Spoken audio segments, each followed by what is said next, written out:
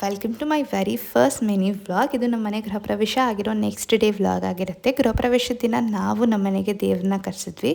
ಇವತ್ತು ವಾಪಸ್ ಕಳಿಸ್ಕೊಡ್ಬೇಕಿತ್ತು. ಅದಕ್ಕೋಸ್ಕರ ಮನೇಲೆ ಪೂಜೆ ಮಾಡಿ ಮಡ್ಲಕ್ಕಿ ತುಂಬಿಸಿ ಪ್ರಸಾದ ಎಲ್ಲ ಕೊಟ್ಟು ವಾಪಸ್ ದೇವಸ್ಥಾನಕ್ಕೆ ಹೋಗಿ ಅಲ್ಲೂ ಪೂಜೆ ಮಾಡಿಸ್ಕೊಂಡು ದೇವ್ರನ್ನ ಕಳಿಸ್ಕೊಟ್ಬಿಟ್ಟು ಮನೆಗೆ ಬಂದ್ವಿ. ಮನೆಗೆ ಬಂದಮೇಲೆ ಹೊಸ ಮನೇಲಿ ನಾನು ಮಾಡಿರೋ ಫಸ್ಟ್ ರೆಸಿಪಿ ಇದು.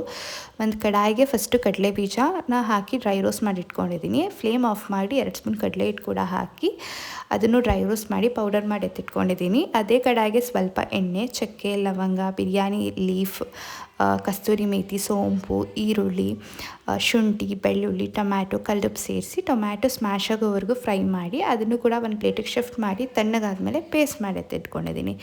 ಅದೇ ಕಡಾಯಿಗೆ ಮತ್ತೆ ಇನ್ನೊಂದು ಸ್ವಲ್ಪ ಎಣ್ಣೆ ಸೇರಿಸಿ ಈರುಳ್ಳಿ ಮತ್ತು ಕ್ಯಾಪ್ಸಿಕಮ್ನ ಹಾಕಿ 1-2 ಮಿನಿಟ್ಸ್ ಫ್ರೈ ಮಾಡಬೇಕು. ಅದಾದಮೇಲೆ ಏನು ಪೇಸ್ಟ್ ಮಾಡಿದ್ವಿ ಆ ಮಸಾಲ ಕೂಡ ಸೇರಿಸ್ಕೊಂಡಿದ್ದೀನಿ.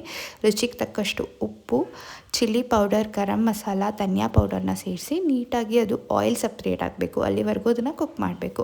ಆಯಿಲ್ ಸಪ್ರೇಟ್ ಆದ ತಕ್ಷಣ ಅದಕ್ಕೆ 2 ಸ್ಪೂನ್ ಆವಾಗಲೇ ಏನು ಕಡಲೆ ಬೀಜ ಕಡಲೆ ಹಿಟ್ಟು ಪೌಡರ್ ಮಾಡಿ ಇಟ್ಕೊಂಡಿದ್ನೋ ಅದನ್ನು ಕೂಡ ಸೇರಿಸಿ ಕನ್ಸಿಸ್ಟೆನ್ಸಿ ನೋಡಿ ವಾಟರ್ನ ಆ್ಯಡ್ ಮಾಡಿಕೊಂಡು ಒಂದು 2-3 ಕುದಿ ಕುದಿಸ್ಕೊಂಡಿದ್ದೀನಿ. ಆ್ಯಂಡ್ ದೆನ್ ಮನೇಲೇ ಮಾಡಿರುವಂತಹ ಪನ್ನೀರ್ನ ಅದಕ್ಕೆ ಸೇರಿಸ್ಕೊಂಡು ನೀಟಾಗಿ ಮಿಕ್ಸ್ ಮಾಡಿ ಕಸ್ತೂರಿ ಮೇಥಿ ಮತ್ತು ಕೊತ್ತಂಬರಿ ಸೊಪ್ಪನ್ನ ಹಾಕಿದೆ.